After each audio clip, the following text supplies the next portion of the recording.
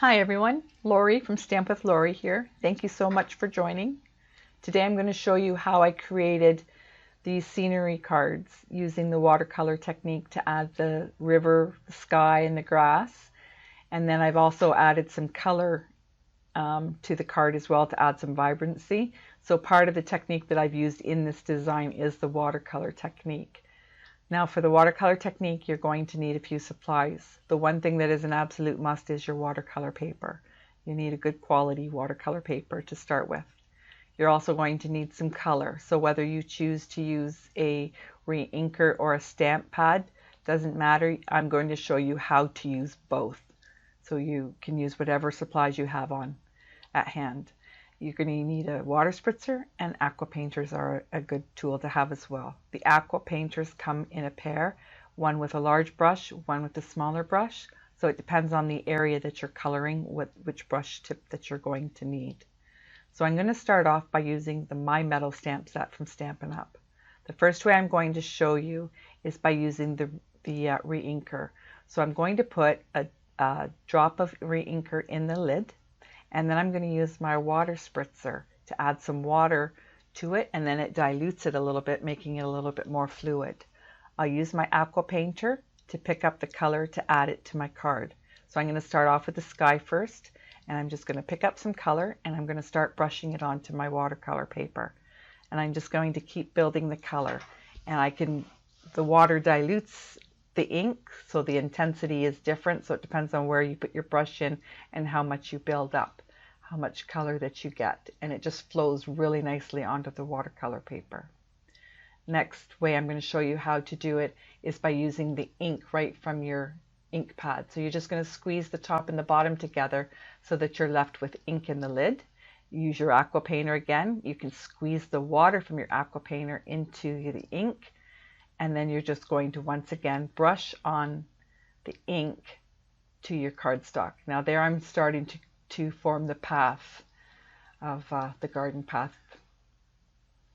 So now I'm going to add like a cobblestone effect. So I'm going to use a stamp set, and this is the third way of doing it. You're going to ink up your stamp, and then you're going to get your water spritzer, and you're going to hold it a good 6 or 7 inches away and give it a spritz of water, so you can see when you do that how it's just the water or the ink flows just a little bit more onto your cardstock there. So just keep building your path. I'm just using the soft suede ink, and then I'm spritzing my my stamp set up every time that I do it. And then I'm just going to keep adding until I have the path where I want to. Now for this card, I'm just winging it as we go. So just keep building the width of this pad, the path as we go.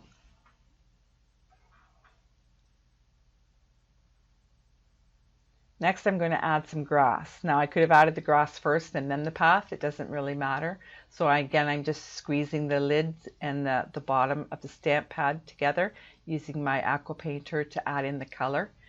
And then the aqua painters have got a tube in them that you can just add water, and then when you squeeze your tube, it releases water into the ink pad to give the ink more fluidity.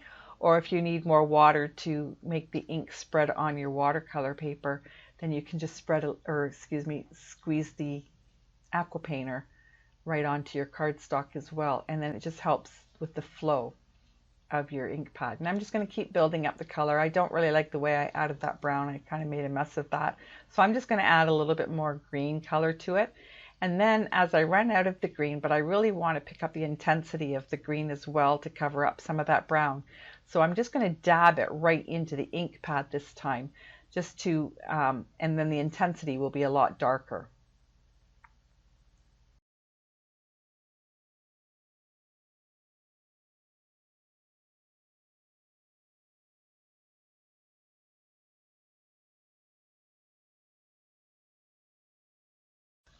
Now I'm going to add some tufts of grass. So I'm just going to stamp into my ink pad. I'm going to stamp off onto scrap and then onto my cardstock.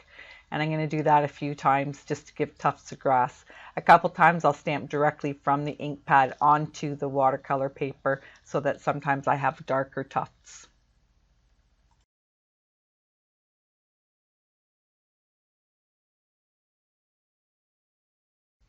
Now I want to try to separate the grassy area from my path. So I'm going to use these little pebbles, and I'm going to use the granite gray ink, and I'm just going to keep re-inking and adding a subtle rock look to the side of my path. And it's just going to help define the area a little bit more.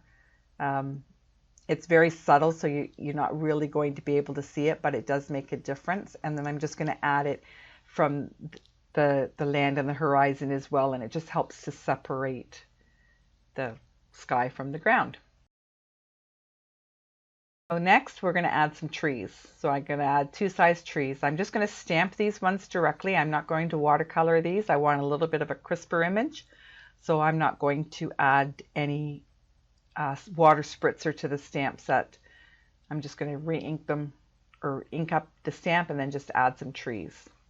Then I'm going to use the cluster of leaves to add the leaves to my tree. So I'm just going to keep on stamping, ink pad to paper, and keep building up my trees. And the more I stamp, you see that I'm getting a darker intensity where I stamped over top of it as well.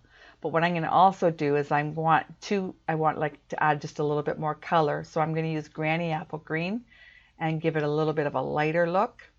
And again, I'm not using the watercolor for this. I want a crisper image just for now. So I'm just going to keep stamping ink and making my trees as big as I'd like them to be. And then I think that that's good. So we'll move on. And then the next thing we're going to do is add the gazebo. So I'm just going to use my the same soft suede ink there as well. Now, as you notice there, it's a little bit lighter. So if I want, I can use my aqua painter, just pick up some ink from the ink pad and then just color it in to just give it a little bit of a flow with the watercolor look there. Then I'm going to add some more tufts of grass because I think that it needs to look a little bit more realistic, like a scenery. So I'll just add some more grass. And now I want to add the color. So to add the color and the flowers, I'm going to use the same piece that I used for the tufts of grass, and I'm going to use this green as well, and I'm going to go down the side of the path to add the leaves. Then I'm going to use Melon Mambo to add tulips over top of those tufts and build up my flower garden that goes all the way down the path. I'm going to use the daffodil yellow as well, just to bring in some extra color. The more you stamp, the more color you're going to get, so you're just going to keep building up that path until you're happy to where it is. Now I'm going to add some clouds. Now for the clouds, I want to come back to the watercolor image, so I'm stamping up my stamp, and then I'm water spritzing it and then adding it to the paper. So ink it up, spritz it, and then add your clouds to the sky. And you can see how that there are different colors.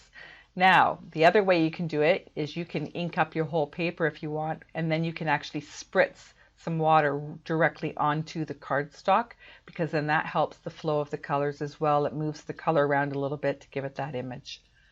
So then we're just going to finish it up. I'm going to use the Ornates dies that are out, and I'm just going to finish up my card. I'm using the rounded edge just to round out my card because the border that I used is round, so I just want to keep the same roundness all the way around.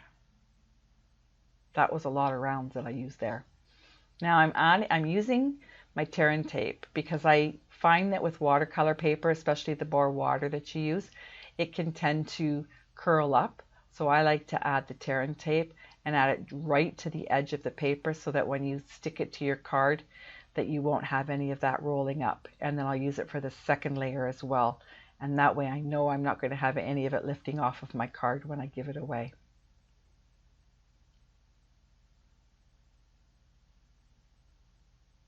And then I'll add my greeting. So I just stamped onto watercolor paper there as well. I used dimensionals to pop it up a little bit. Now when I spritzed the card there, I added the water. It was too close to the paper. So I'm going to fix that up by just adding some more clusters of the leaves and build my tree a little bit bigger. So there it is. It's definitely not perfect by any means. And you can see that there's different ways that you can achieve whatever look you want. And it's up to you how you build on it. I hope you were able to learn something from this video.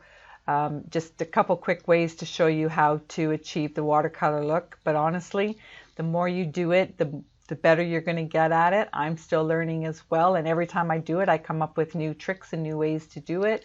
I learn how to use the aqua painters more, so practice makes perfect. I hope you take a chance at it too. It's a lot of fun to do. Thank you so much for watching.